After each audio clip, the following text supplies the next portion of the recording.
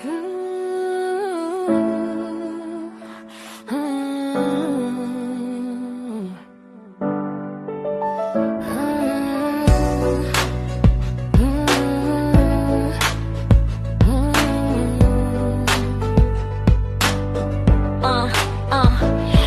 si Neren, 8 taon tahimik, ngiti lang sa trabaho kahit minsan mabigat. May long spot pala, di agad napansin. Akala nila arte lang pero hirap ang damhin. Taas noo pa rin kahit may panghuhusga. Nagpaliwanag lang para sa kaligtasan ng lahat. Hindi para sa gulo, hindi para sa laban, kundi para sa bawat kasama sa pagawaan. Mas masarap maging aware at matatag kaysa baliwalain ang panganib sa harap.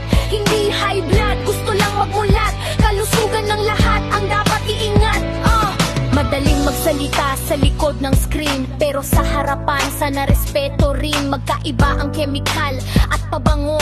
Pag may kondisyon sa baga, seryoso ito. Pinili ko ang kapayapaan, iwas sa drama. Mas mahalaga ang buhay kaysa sa bangayan. Hindi ko kalaban ng negosyo ninyo. Ang hiling ko lang, konting konsiderasyon. Mid lang sana, may respeto sa paligid para walang mapahamak. Lahat ay ligtas. Hindi ako mahina, hindi ako susuko. May pagsubok man, lalaban ng totoo. Ang tapang ay hindi sa sigaw na susukat, kundi sa paninindig at pagpapana at ligtas. Masarap maging aware at matatag kaysa magsisi kapag huli ng lahat. Kalusugan ko ito, buhay ko ito.